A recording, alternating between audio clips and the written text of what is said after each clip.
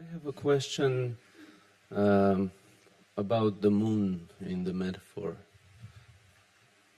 If I phrase it without the metaphor, is the experience of I am, it seems it has both objective and non-objective qualities. Meaning that if in the painting, it is both an object, which appears as an object, right? And not an object because as a white paper. The reason why I'm asking, maybe the metaphor is not working here, and is that I have the experience of this I am, being aware of being aware, while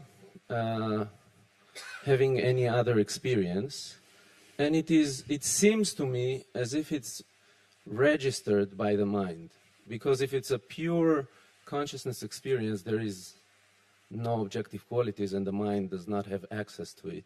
But somehow the mind, it seems to me, does have an access to that experience. So it's a little bit confusing. Okay.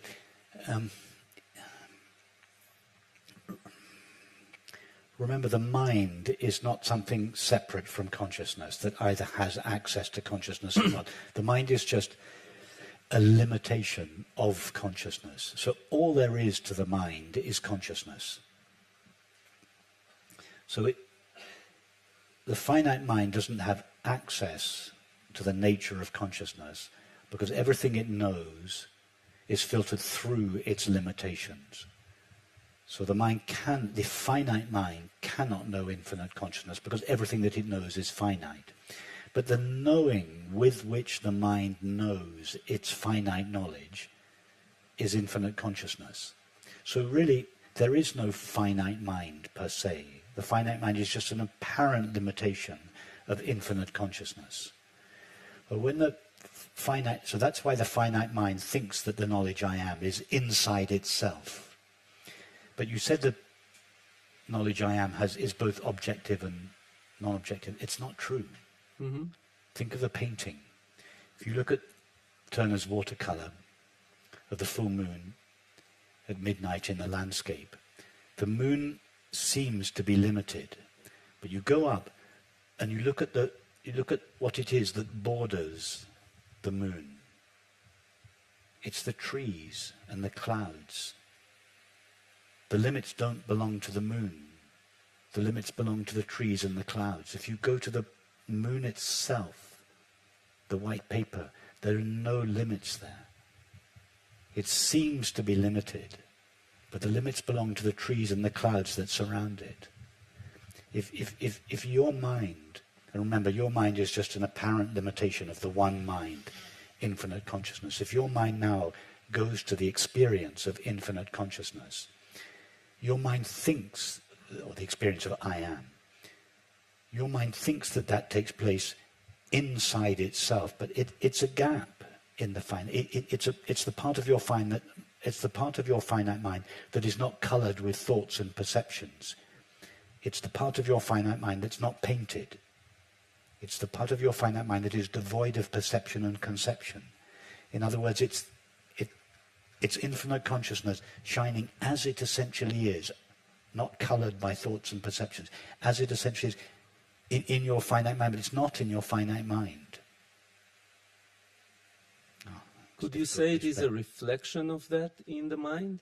No, because that belongs to a lesser understanding. When, for instance,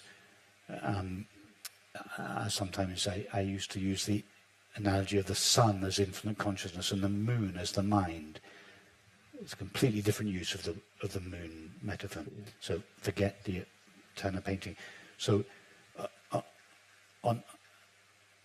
at night, the moon illumines the earth with light that it borrows from the sun. There's no such thing as moonlight. Moonlight is sunlight. Moonlight is the reflected light of the sun. So at a lesser stage of understanding, we could say that the mind knows its knowledge and experience with the reflected light of infinite consciousness. But it's not a nice metaphor because it implies that the mind and consciousness are two different things. All there is to the finite mind is an apparent limitation of infinite consciousness.